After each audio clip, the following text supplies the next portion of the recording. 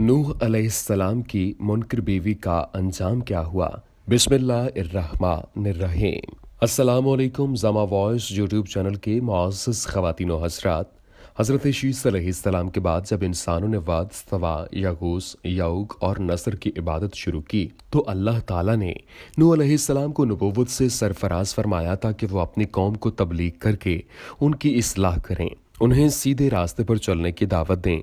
नूह अलैहिस्सलाम ने अपनी कौम को तकरीबन 950 साल तक तबलीग की, मगर इतने तवील अरसे में सिर्फ चंद अफराद ही आपकी दावत पर ईमान की नेमत से सरफराज हो सके, जबकि अक्सरियत ने आपको न सिर्फ सख्ती के साथ जुटलाया बल्कि आप पर बेतहाशा मजालिम भी ढाए। इन मुनकरीन में आपकी एक बीवी और एक बेटा भी शामिल था। आपकी कौम के लोग आपका मजाक उड़ाते थे।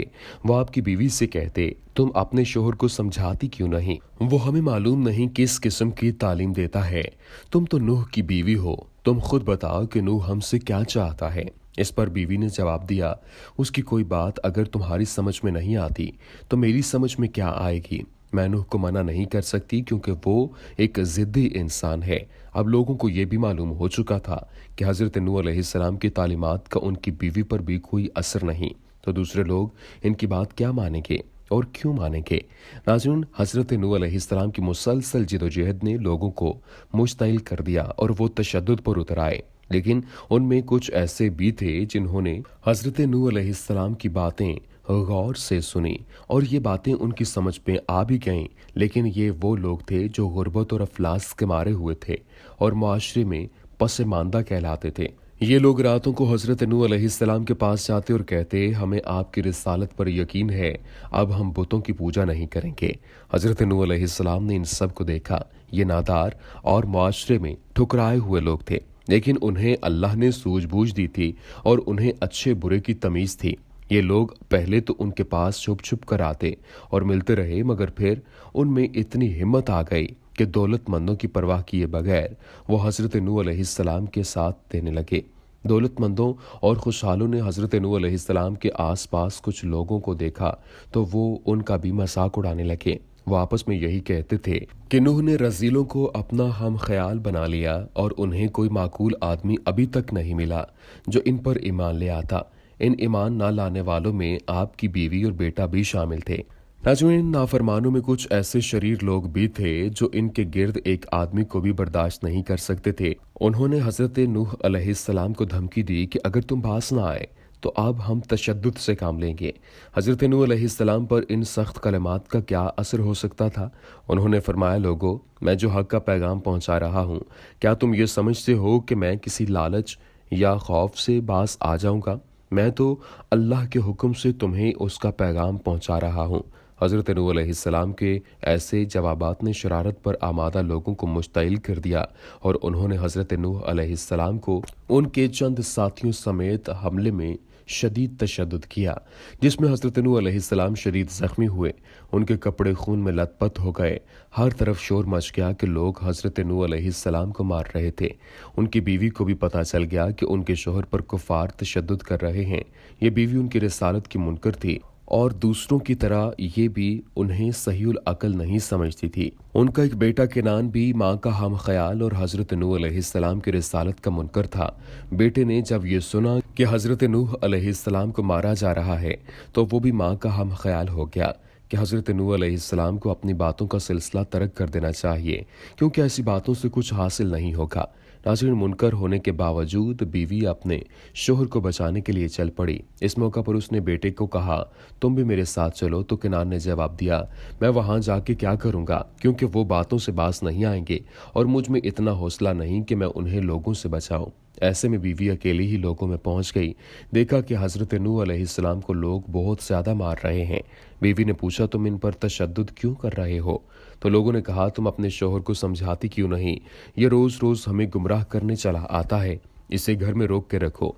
बीवी ने कहा, मेरी कौम के लोगों, नूह तो दीवाने हो गए हैं। तुम इन्हें मार मार कर अपनी मर्जी के मुताबिक नहीं बना सकते। तुम इन्हें मत मारो। ये जो कुछ कहते हैं हालत दीवानगी में कहते हैं, उन्हें खुद ही नहीं मालूम कि ये क्या कह रहे हैं। इस पर लोगों ने हज़रत नूह अलैहिस्सलाम को छोड़ दिया। नाज़रीन, हज़रत नूह अलैहिस्सलाम को अपनी बीवी की इन बातों से बहुत तकलीफ पहुंची। انہوں نے پہلی بار خدا سے شکایت کی، خدایا میں کافروں میں گر گیا ہوں، انہوں نے مجھے بہت بری طرح مارا ہے، اس لیے کافروں سے نجات دلا اور اس قوم کو تباہ کر دے، میرا بدلہ تو ان سے لے۔ پھر جب نوح علیہ السلام نے اللہ تعالیٰ کے حکم سے کشتی بنانا شروع کی تو بیوی نے لوگوں کو بتایا کہ اب تو نوح علیہ السلام کا دماغ بالکل جواب دے گیا ہے، کیونکہ اب یہ کاشتکاری تو کرتے نہیں اور خدا جانے یہ لکڑی کے تختوں سے کیا کام لیں گے۔ بیوی کو حضرت نوح علیہ السلام کے کام پر حیرت ہو رہی تھی۔ پھر جب کشتی تیار ہو چکی، اس میں ایمان والوں کو چڑھنے کا حکم ہو گیا تو حضرت نوح علیہ السلام نے اپنی نافرمان بیوی کو بھی اس پر سوار ہونے کی دعوت دیتے ہوئے کہا، تو بھی کشتی پر سوار ہو جا۔ تو بیوی نے کہا، تمہاری باتوں پر کون اعتبار کرے جبکہ پوری قوم تم کو جھٹلا رہی ہے۔ حضرت نوح علیہ السلام نے کہا، تم میری گمراہ قوم میں مت شامل رہو، تم میرا کہا مانو اور کشتی پر سوار ہو جاؤ۔ لیکن بیوی نے انکار کر دیا، وہ ان کی نبوت کی شروع سے ہی قائل نہیں تھی اور وہ مسلسل اپنی گمراہ قوم کا ساتھ دے رہی تھی۔ بیوی سے مایوس ہونے کے بعد بیٹے کنعان سے کہا، تم کشتی میں آ جاؤ، تو اس نے بھی صاف انکار کر دیا۔ ناظرین، جب طوفان آ گیا اور پانی تیزی سے پھیلنے لگا تو لوگ بدحواسی کے عالم میں پہاڑوں کی طرف بھاگنے لگے اور ان بھاگنے والوں میں ان کا بیٹا اور بیوی بھی شامل تھے۔ ایک بار پھر حضرت نوح علیہ السلام نے ان دونوں کو آواز دی، تم دونوں کہاں جا رہے ہو؟ واپس آ جاؤ اور میری کشتی میں سوار ہو جاؤ۔ بیوی نے کہا، اے نوح، تمہاری کشتی میں نہایت نادار اور رذیل لوگ سوار ہیں، ان میں ہمیں ایک بھی معزز نظر نہیں آتا، اس لیے میں ان رذیلوں کے ساتھ نہیں بیٹھوں گی۔ ایسا ہی کچھ جواب بیٹے نے دیا تو حضرت نوح علیہ السلام نے فرمایا، اے بیٹے، تو نے اپنی ماں کی طرح مجھے بہت مایوس کیا۔ میں مسلسل یہ سوچ رہا تھا کہ اللہ اپنے وعدے کے خلاف نہیں کرتا، اور اگر تم دونوں بچ گئے اور کشتی ڈوب گئی تو یہ اس کے وعدے کے خلاف ہوگا، اور اگر کشتی بچ گئی اور تم ڈوب گئے تو یہ بات بھی وعدے کے خلاف ہوگی۔ اسی پریشانی کے عالم میں حضرت نوح علیہ السلام کو بتایا گیا کہ اے نوح، یہ تمہارے اہل میں سے نہیں ہیں، اس لیے ان کے لیے ہم سے مدد مت مانگو، وہ تمہاری کوئی بات نہیں مانیں گے اور اس وقت پہاڑ بھی انہیں پناہ نہیں دیں گے۔ لہٰذا نوح علیہ السلام نے خاموشی اختیار کر لی، پھر بڑھتے پانی کے ساتھ آہستہ آہستہ ہلاک ہونا شروع ہو گئے۔ زمین و آسمان سے پانی ظاہر ہوتا جا رہا تھا۔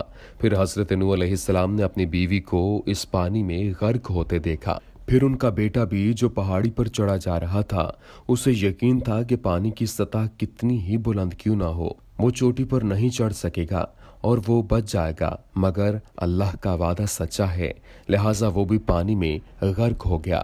دعا ہے، اے رب کریم، ہمیں اپنے عذاب سے محفوظ رکھ اور ہمیں اپنے صالح لوگوں میں شمار فرما، آمین یا رب العالمین۔ السلام علیکم ورحمۃ اللہ وبرکاتہ۔